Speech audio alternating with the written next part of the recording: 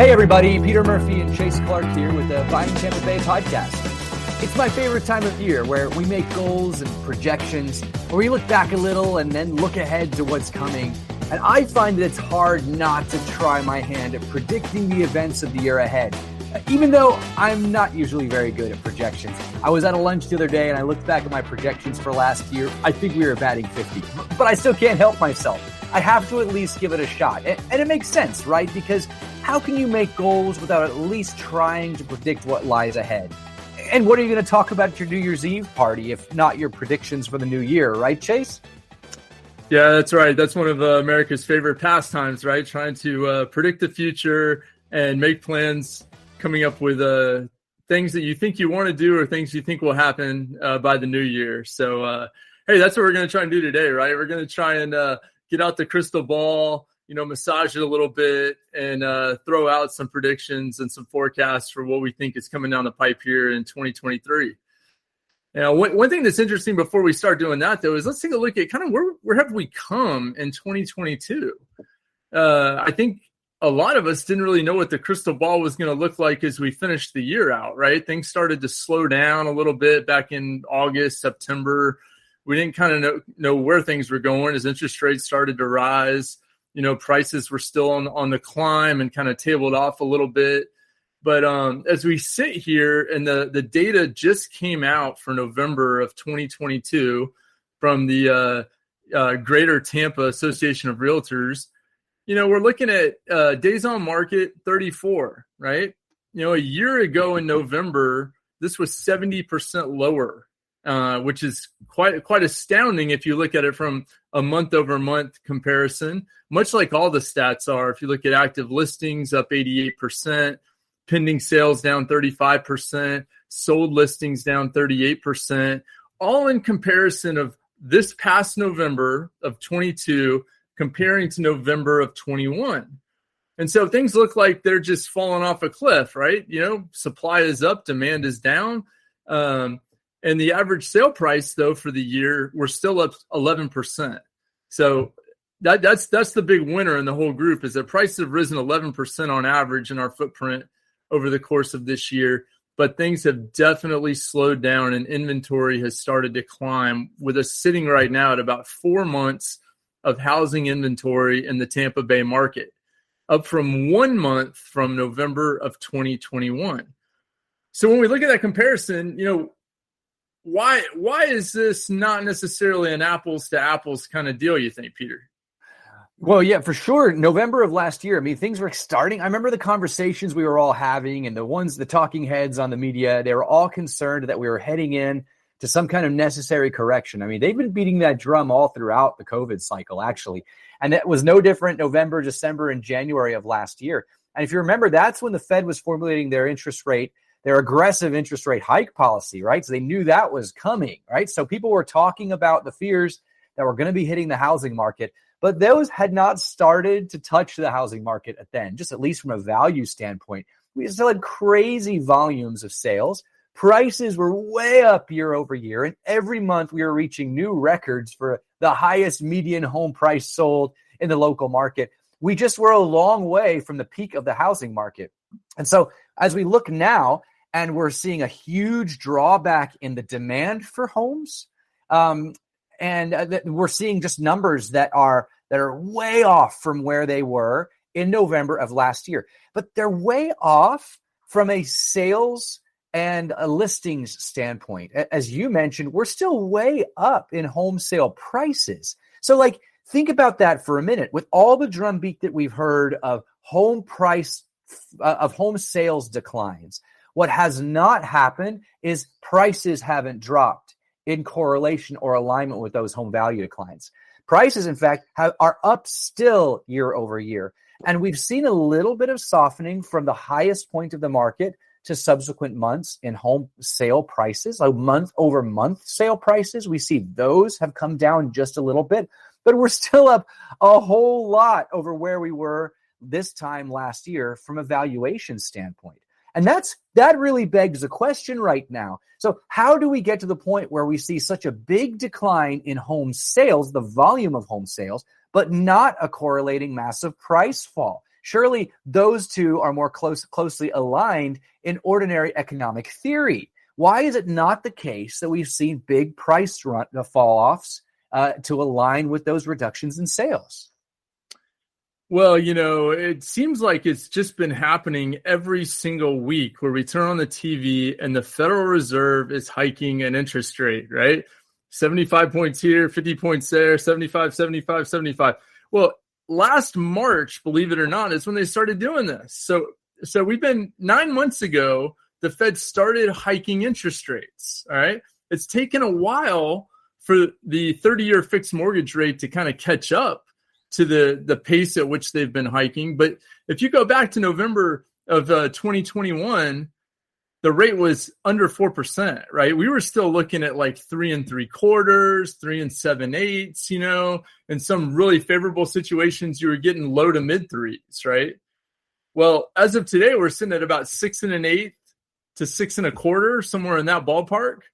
Rates have been kind of trending down from where they peaked. I think at one point we had peaked at around 7 1/8, 7 1/4, or somewhere in that, depending on what market you're in. So interest rates have played a huge role in squashing demand for housing, I believe, and that's what the Fed's stated goal was, right? They said, we're going to raise interest rates and we're going to squash demand because that's the answer to inflation. Well, is it, right? Because despite their efforts to squash demand, we still see prices that have continued to rise. They may be tabling off a little bit now, but as home prices are tabling off, we're seeing rents continue to rise. And in some markets, rent price escalation is continuing at a pretty rapid rate. So it's not a one-size-fits-all mechanism that has really worked across the entire real estate platform. Interest rates have cost homeowners money. They're costing buyers more money. And hopefully we'll get some reprieve to that as we go into the new year. Well, we published today that inflation numbers are out for this month, and they're a little softer than they were last month at 7% or so, right? Last month we were 8 or 9%. This month we're at 7%. So inflation rates are down. Housing contributes to 1/3 of that cost, according to the analysts responsible for inflation numbers. And what we've seen, of course, is 11% increase year over year still in housing, right? That's larger than most any other consumer goods category. So here we are, supposedly at the tail end of this hawkish interest rate growth cycle that the Fed has been on for the last 9 months, and home prices are still up 11%. They still haven't come down. So it certainly seems that this kind of interest rate adjusting activity is going to tank demand, but the theory that it will affect prices the same way as it affects demand clearly is not following through. And there must be some very interesting things about the housing market that make that the case. Number one, it is certainly, if I am a seller of a home and I'm not forced to sell, then I'm certainly not going to do it. If selling my home requires me to give it away for less than what I think it's worth or what I need to sell it for whatever my circumstances are, I'm just not going to list it on the market. If the Fed wants me to list my home now at an 11% decline in price because that's where we are from a supply standpoint below what we were last year, I'm just not going to do it. Why would I walk away from that value that I believe to be in my home just because we're in a lower supply cycle? I'm going to hold on to it and just not sell. And I think that's what we're seeing throughout the housing market. Sellers are not going to be forced to dump their properties for lower prices just because we see demand slowing down. They're going to make the decision to stay in their house and hold on to their equity. We'll be back after a quick break.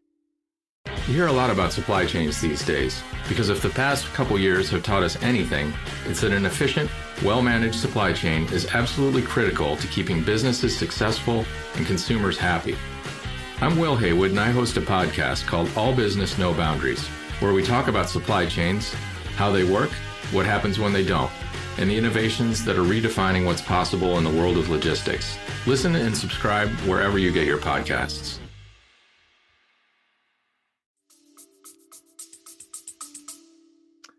Yeah, I think despite the up and down roller coaster that we've seen from the stock market over the last little while, And that's chiefly come as the Fed has escalated its increases in the Fed funds rate. And also as there's been speculation about whether or not the economy is going to fall into recession, right? Outside of that, people have done extraordinarily well economically and financially by and large for over 10 years now. I mean, you remember this giant bull market that we've had since the crash in 2009, right? Everyone has been, having a feast in the financial arena, right? Job growth has been strong. The U.S. is growing, especially in the Southeast and in Florida. Things have been thriving. So even if you're an investor out there who owns several rental properties, like you said, no reason to sell. He's got, investors have cash reserves right now. Even if they're faced with having a roof replacement or something like that, they've probably got the ability to tap lines of credit from this enormous equity they've built in their properties or their cash reserves to handle things like that. No one is under duress right now and having to sell. So back to a podcast we did several months ago where we talked about this. We talked about the Fed's impact on the market and trying to control demand. And I raised my hand and I said, no, I think this is a supply issue. This is not a demand issue, right? I think the problem is with supply. And I'm not going to say I'm 100% correct on that, but it sure seems like it's trending more to supply than demand. Home builders were stifled in production during COVID. It set back production for new housing 2 years. Then they were slow to start back up. They gave it a little burst of effort here over the past, 8, 9, 12 months. But now they're tabling off again because of national fears of recession. And most of these guys are publicly traded national companies. So they're not really looking, at the micro level regional market that they're building in. They're looking at, hey, how's our stock price going to be affected across the entire United States? And so while building in Tampa Bay right now seems to be a very smart idea and something that every builder should be doing to beat the band, it's just not happening. We are continuing to lack the supply of housing that we need to get to equilibrium. Yeah, so one of the stats that is just remarkable as it relates to that is that at the height of the Great Recession, right? So 2007, 2008, we had 4.2 million active listings on the market. So 4.2 million homes were trying to be sold. Today, at the height of the housing market historically, we have 1.1 million homes trying to be sold. 1/4 of the inventory that existed during a very messy time is what's for sale now. We are absolutely, unequivocally in a supply-constrained market, and it's having all kinds of effects on propping up home values. One of the things I think is probably appropriate to go into right now as we look at projections, what all the smart people are saying out there. And one of them is Lawrence Yun, right? He's the chief economist for the National Association of Realtors. And he says that, ordinarily we would be in a price decreasing market. What we would see from these kind of demand numbers would certainly be falling prices.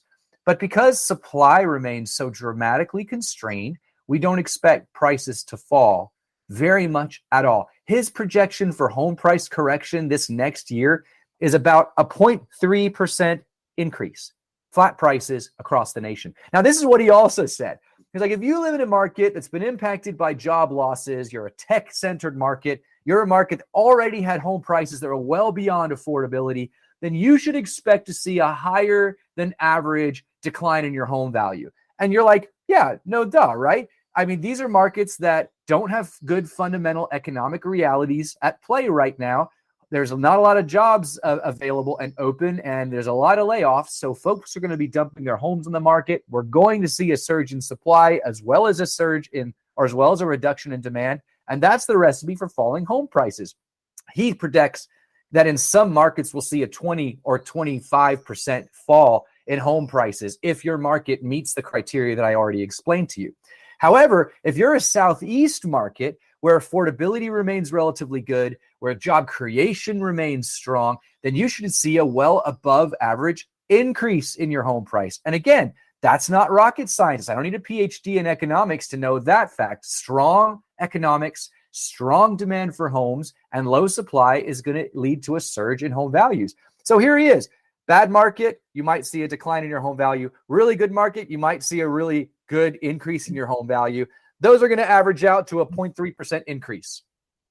All right. Yeah. That's not incredibly newsworthy unless you live out west and your home is going to drop 23% in value. Now you're nervous. But if you're in Florida, you're in a Southeast market, things are looking really good for you, according to Lawrence Young, chief economist of the Association of Realtors. Yeah, well, and if real estate in San Diego drops 23%, I think I might buy something there. Good idea. That would be classified as a bargain.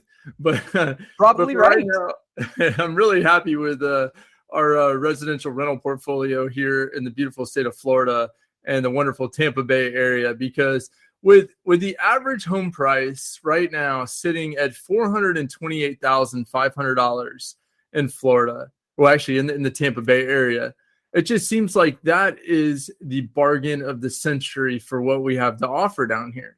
So still affordable by all means, and so some people might say, well, in these forecasts that you're reading, whether it's Lawrence Young or whether it's Zillow or whoever's coming out with a forecast for next year, the common themes are we're going to see a large drop in sales volume. So there's going to be a whole lot less homes sell next year, but we're going to see a far lower drop or even a slight increase in price. And you say, well, how can that happen? How can we, in Tampa Bay, how can sales decline 15.6% next year, the forecast from Realtor.com, but prices only drop by 3.9%, right? Well, it's supply, right? It's supply. If you don't have the homes on the market to sell, supply will fall or sales will fall, but price probably won't go anywhere because there's nothing for people to buy. The prices will hold steady. So whether it's going to be a 3% drop or a 0.3 increase or a 4% increase, the bandwidth on what people are saying is going to happen in the Tampa Bay market is about a 6 to 8 point spread, anywhere from about -4 to +4 next year. So, not too bad given the run up we've had for the past 3 years. I think 2020 was like 30 something percent. 21 was another 30%. And now we've had 11% in 22. So we're looking at, was that 70, 80%, in some neighborhoods over 3 years. So, hey, right. we're happy. You're doing really good, right? If you haven't bought and sold at some wrong timed point within those two markets. So yeah, you're going to see relatively stable prices, even in spite of the kind of economic trends you're seeing for supply and demand this coming year, mainly demand this coming year. But what does surge in that kind of market? Well, rents, of course, because if you're in a market where supply remains extremely low of homes, but also, you see economic forces or employment forces that might cause your demand appetite to be a little less than what it should be because you feel like interest rates are still too high. Then what are you going to do? You're going to rent. And what do we know about the rental market? Well, it's also supply constrained, dramatically supply constrained, and it's been increasing at 20 or so % per year. Well, what do you think it's going to do this year when people continue to stay in their homes and all that new home creation decides to wait it out another year? They're going to go and rent, or they're going to stay with mom and dad in the basement, right? But they're going to probably rent. And so we're going to see, once again, a continued surge in rental prices. Zillow is right on board with that prediction that we're going to see strong rental price appreciation this year, strong rent demand. We're going to see big movement into first-time landlord space as people who are looking for safe havens for their equities, their stock markets, or their cryptocurrencies that they've lost a lot of money on. They're going to pull that out of those markets and put it into real estate as first-time landlords, because the economics for renting and for rentals remains very strong and very healthy. We project strong rental growth in 2023. Yeah, you're talking about first-time landlords. I mean, if you own a piece of real estate that you bought in the last 10 years and you've got a 30-year fixed loan and you're locked in around 3% or even lower in some circumstances, why would you ever sell that house? I mean, unless you've got some kind of, financial situation you've got to take care of, you should never sell that property, especially with rents on the rise every year in the double-digit percentages. I mean, we've seen double-digit rise in rent now for the past 5 years. So not only is that outpacing your interest rate on your loan, it's outpacing inflation, by almost 2 to 1. So, great time to be a landlord, great time to own a property with a 30-year fixed loan under 5%. I mean, if you do, seriously consider whether or not you want to sell that thing. Yeah, you should not be selling that. Absolutely. No. Holding on to that forever, right? Which, of course, is going to make the supply problem even worse, right? Because all those guys, many of whom do have low rate, conventional, non-conventional financing, but well below levels right now, they're just going to sit on their asset, all right? And rightly so. So if there should have been motivation from the Fed to kind of get inventory up, their dramatic movement to increase interest rates is not going to get it up for me. I'm not going to throw my asset on the market right now to have it to get rid of that fantastic 3% interest rate I have, where I'm literally making 4% on my money compared to liquefying those assets and having to deal with inflated prices at a rate of 8% inflation per year. So no sense at all for many people to sell their assets. Yeah, that's right. And continuing on this rental theme, I mean, one thing that was surprising to me, you look across some of these analysts' forecasts for 2023, and they talk about the increases in multifamily unit production. And I'm sitting here thinking, here in Tampa Bay, I mean, we've had multifamily proliferation going on here for a decade. I mean, in the thousands and thousands of units every year being built. Apartment complexes popping up all over the place. Anywhere you can get a multifamily zone piece of property, there is an apartment complex going up, and it's going up with blitzkrieg pace. I mean, they're getting these things done in 6 months. They're building 500 units. I mean, it's insane. Yet they're saying coming up in 2023, because rental demand is going to be so strong, we're actually at a supply deficit for units. We need more multifamily units, more rental units. So, hey, if you're that landlord, keep your house and rent it out. If you need help with that, we're your guys. We can definitely make that happen. And you'll be very happy. Trust me. When you call us, we get your property rented and you get that check every month. So shameless strongly self-promotion. Consider that. I love it. No, without a doubt. I mean, absolutely renting homes right now, rental inventory, hot demand.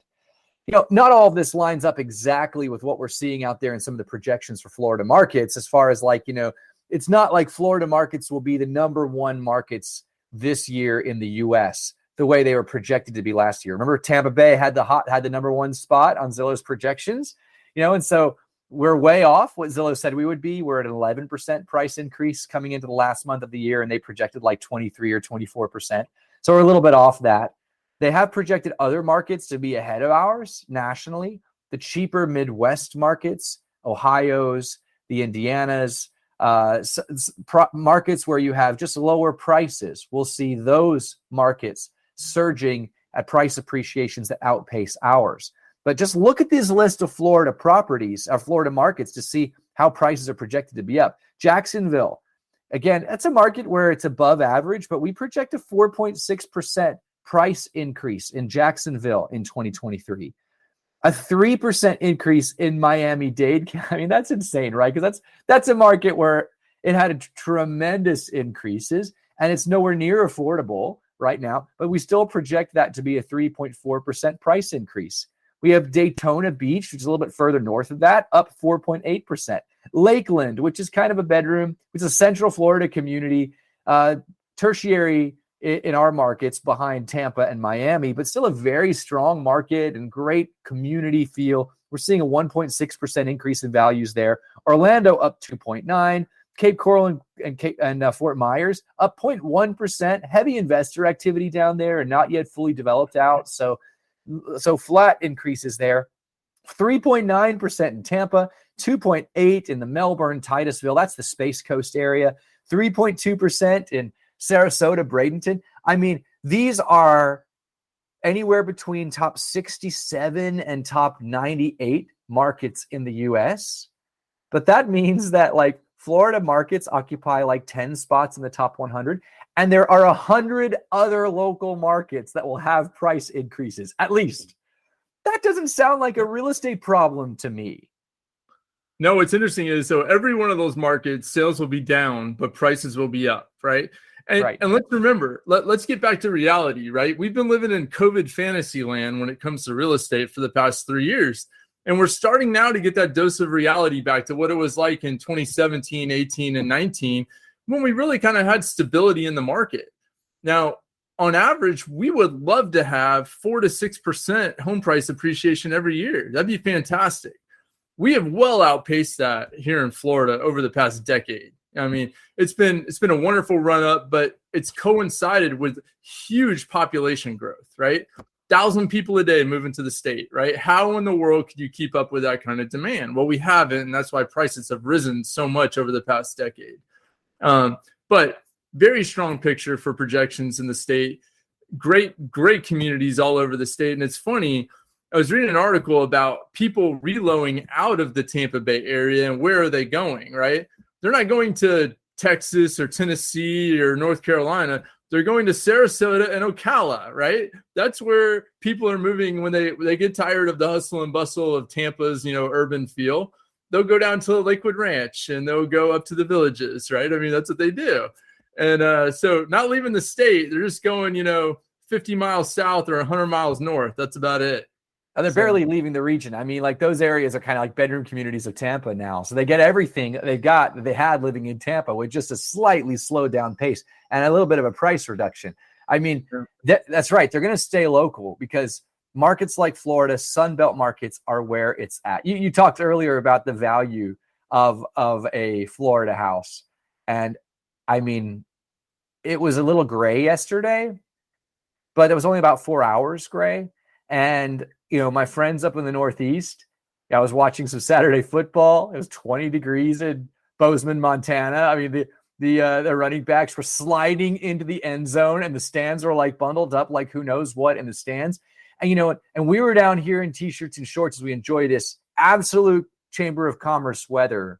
And as we engage in all the outdoor activities we could have and live this wonderful and economically and politically free economy where projections for housing growth remain outstandingly strong, where projections for job growth remain strong, where even Yellen, who's saying that we don't project a recession in 2023 anymore. And that's a big change in rhetoric.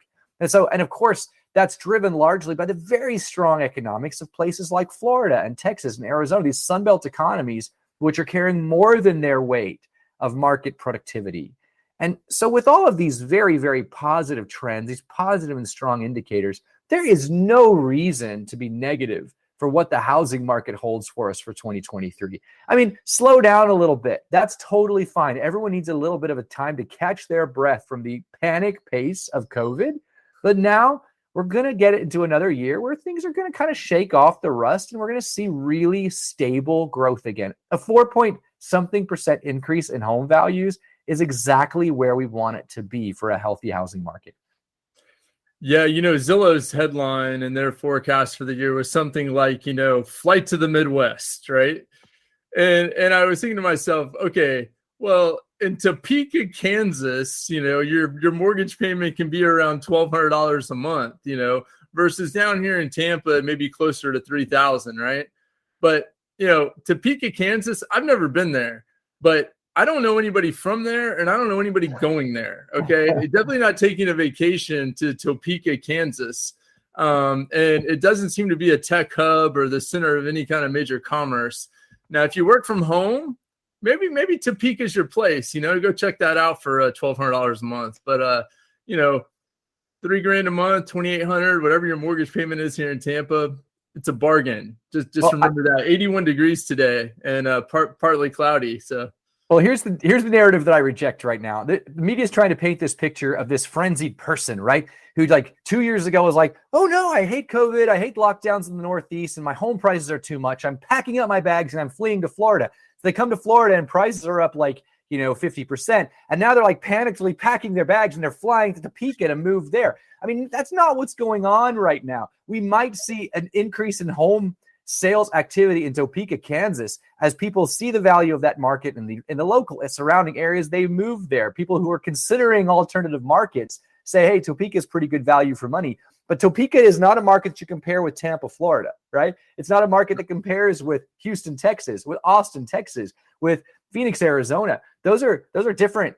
Those are entirely different market comparisons. Those are apples and oranges comparisons. So I challenge those kinds of presuppositions, that kind of data, because I just don't think it paints the accurate picture. I don't know anyone who's saying, should I move this month to Tampa, Florida, or Topeka, Kansas? That's not the choice that's being tossed around by most prospective buyers. No, and I think it's about opportunity, right? Where is the greatest opportunity for you as a professional, as a place you want to raise your family, as a place where you have, the availability of all kinds of amenities to you. And that's more Florida than it is a whole lot of other places throughout the country. And it's very much Tampa Bay. We're even seeing one of the most interesting stats I saw in the Zillow prediction or their commentary on the state of the market was that 18% of recent home buyers bought a home with a friend or a relative who is not their spouse or not their partner right now. Okay. So that speaks to opportunity, right? Like, people feel like this area is so valuable to them from a job prospect situation, amenities, close to the beach, whatever you want to call it, that they're willing to buy a home with a friend or a cousin or a brother or sister or someone like that to be able to afford to stay in this area. And a lot of times, if you look at that, I think it's a great idea. I mean, if you're a young professional and you can find a relative or a friend to go in and buy a house with you, there's no better place you could put your money right now, because individually, the 2 or 3 of you or however many people want to go in on the home are going to be paying way more in rent than it would cost you to go in and buy a home together. So definitely something to consider. 18% of recent buyers are definitely doing it. So it's a great idea and a good strategy to stay in a market where you have tons of opportunity, but affordability might be an issue. Yeah, good stuff. Similarly, there's a consideration that remains very strong right now, and that is work from home and the flexibility that gives you. You can avail yourself of all kinds of lower cost markets and all kinds of comforts when you have a work from home choice.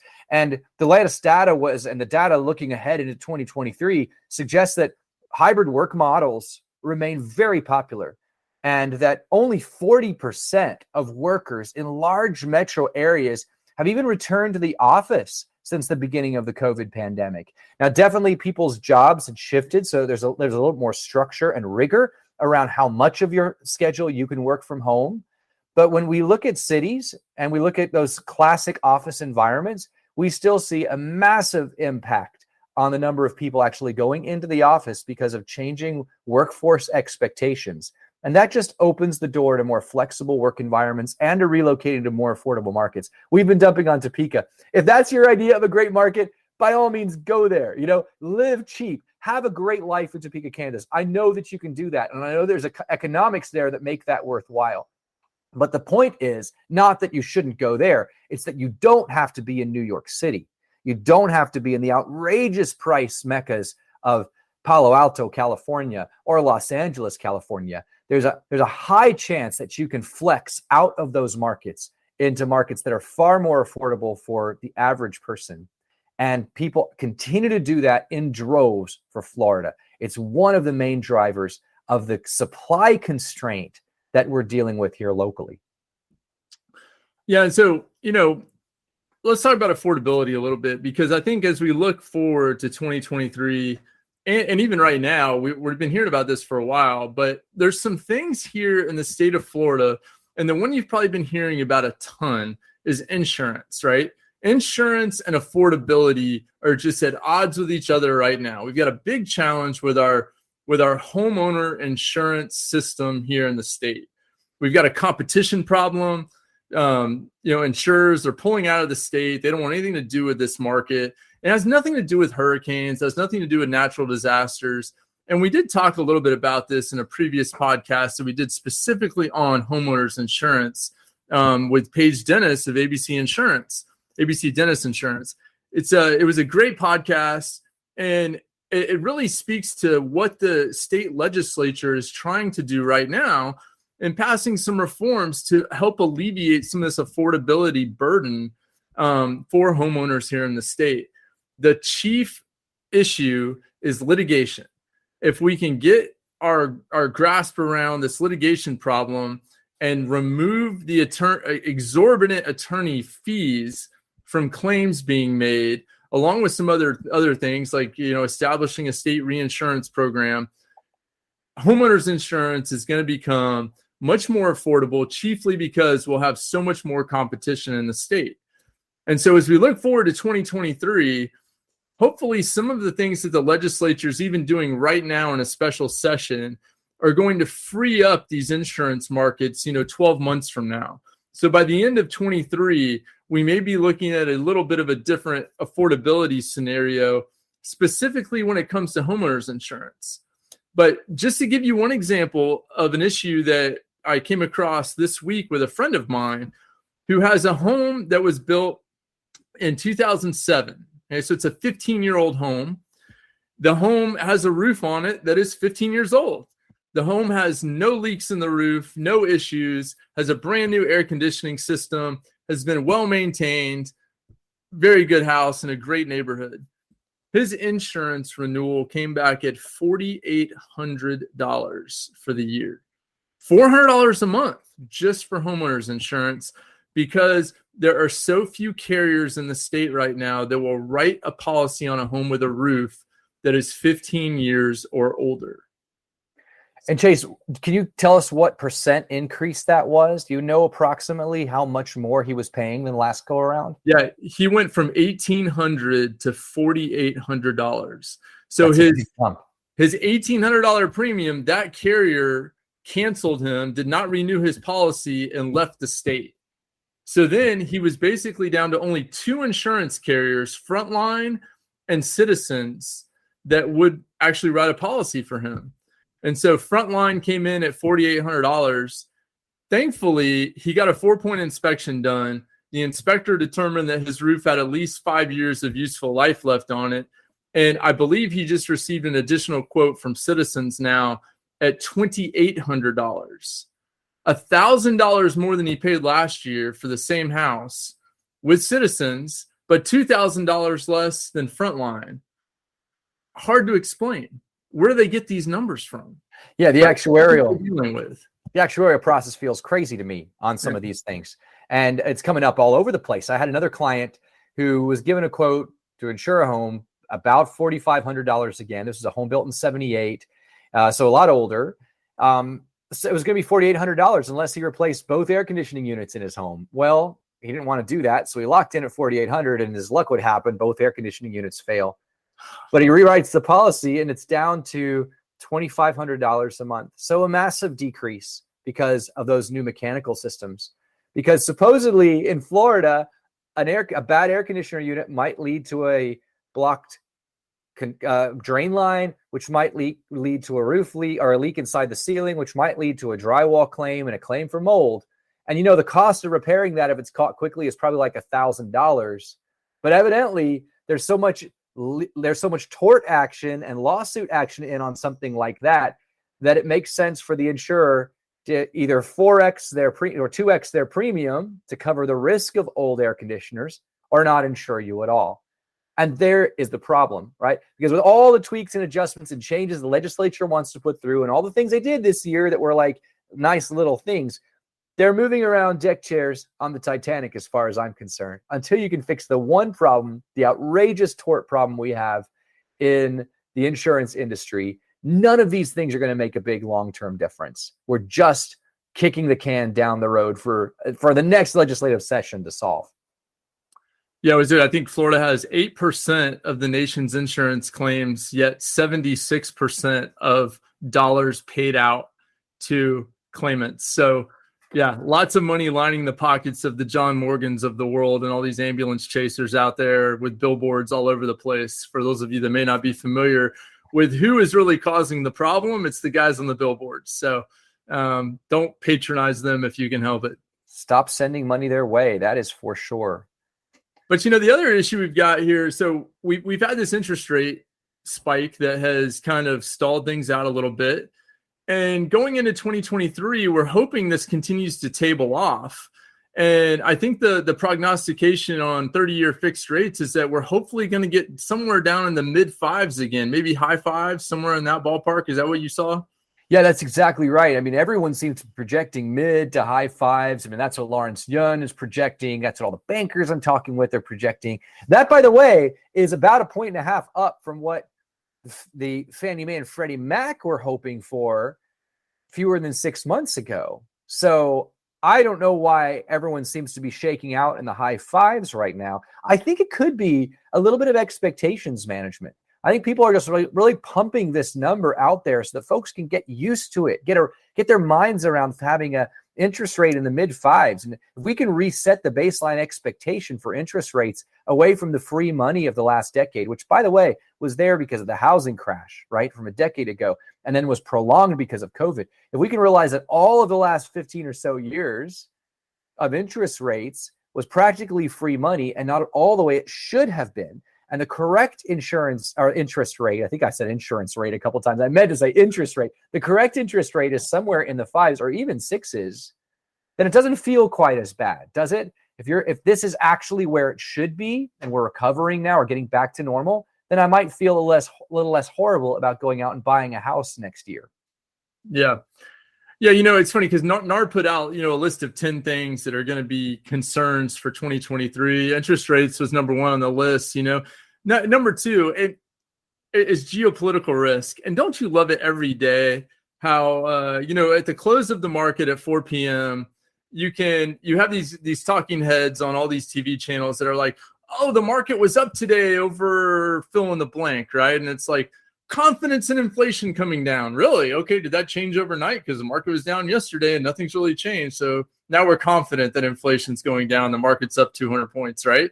Well, war in Ukraine, concerns over flu numbers, you name it, all this stuff going on in the world, I feel like is just an excuse to justify whatever people want to do with the market, whatever they're doing, buying or selling, they got to have a justification for it.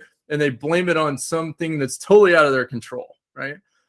Right. I mean, have we ever had geopolitical certainty?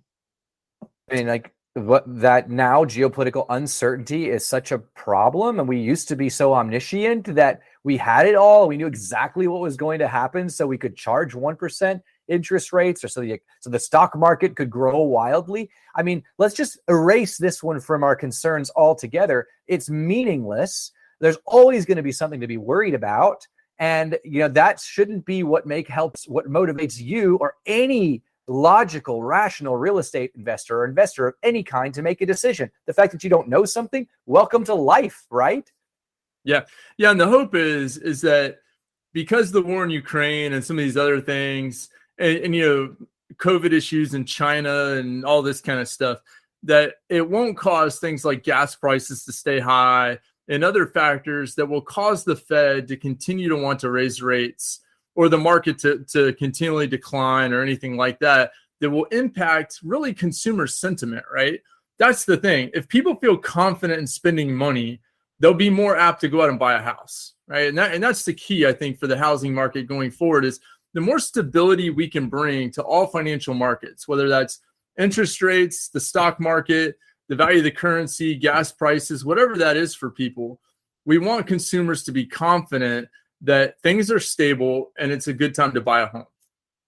Absolutely. I mean, the uncertainty of any kind is bad for the economy. So sarcasm aside, right? We don't want it, but we're certainly not going to get it by telling people that we can be certain today about something because we know that we can't. So that's the crazy part of all of this. One of the things that I do think is a legitimate concern, not because of how it's been spun, but the reality behind the whole supply chain disruption of the last 24 months or so.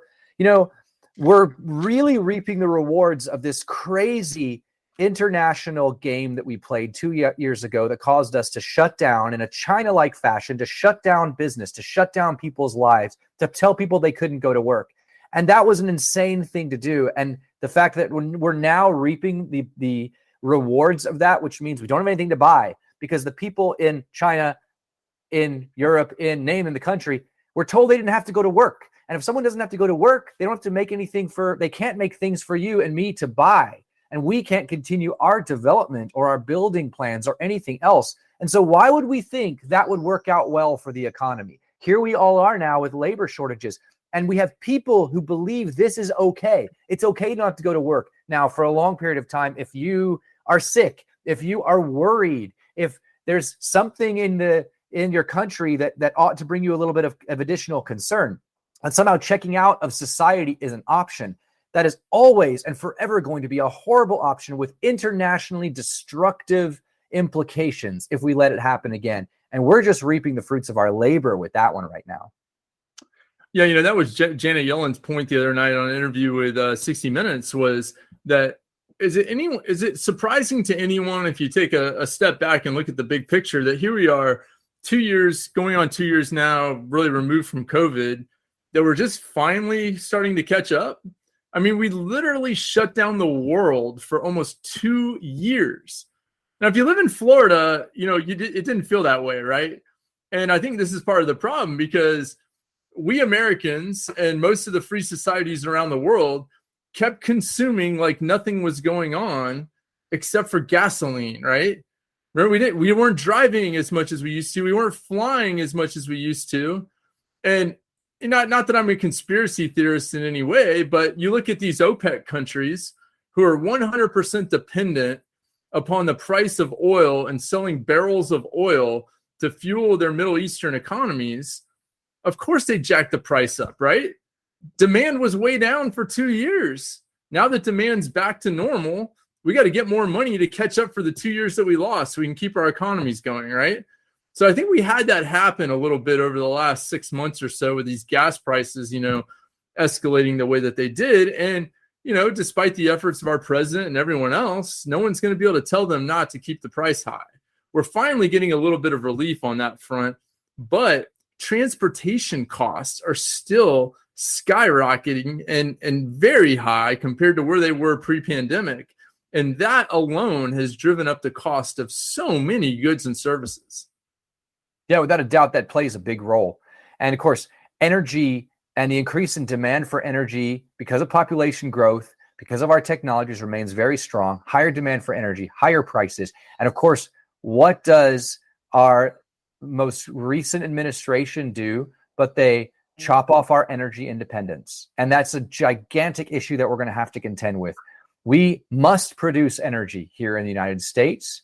We must produce it to keep up with our burgeoning and thriving industries. We must do it so that we're not dependent on the likes of OPEC and Russia for our energy, which is essentially the single greatest driver of economies out of poverty and into wealth, and the single greatest sustainer of wealth that exists. The U.S. was energy positive for a long time until we cut ourselves off from that flow, and largely to do with fracking, which is the amazing part of all of this. And so now we're severely restricting our ability to produce energy, and we are going to see increased energy costs because of that, which will be highly damaging to all aspects of the economy from a pricing standpoint. So that is a big factor that the Association of Realtors is concerned with for the impact against the housing market, will be energy costs in general. So we've got to find a fix for that one. Another thing they put on their list this year is regulatory uncertainty. And there's definitely a macro aspect to this, but I kind of want to bring this home a little bit to the local area in terms of regulatory uncertainty. One of the outcries with all the new renters out there and the increase in rent prices, the renters have organized in certain communities and have begged the governments to provide them with more rights than the state has ever given them under Section 83 of the Tenant Landlord Act.